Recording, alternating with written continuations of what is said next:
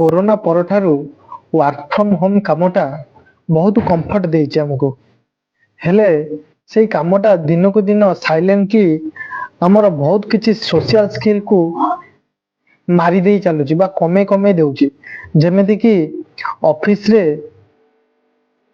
Face to face कथा हवा, का सहित आर्ग्यू करिबा बा कोनोसी लोक को कन्विंस करेबा, ये स्किलटा दिनो दिन आम पाखरे कमी कमी जाउछि।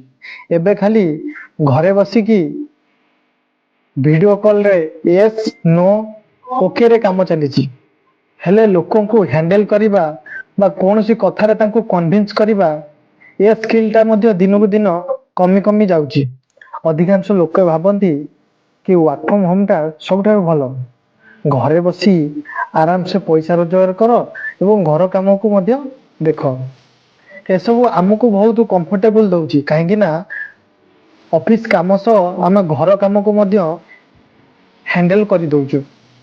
हेले फ्यूचर रे जदी हमको कोनोसी गोटे टीम लीड करिया को हबो, किंबा कोनोसी कथा जन को कन्विंस करिया को हबो, किंबा कोनोसी इंटरव्यू को आमे जतोले फेस करिबा, सेतो बेले ही हमको लागिबो कि हमर कॉन्फिडेंस टा से वीडियो कॉल रे ही सीमित ही रह जाइछि।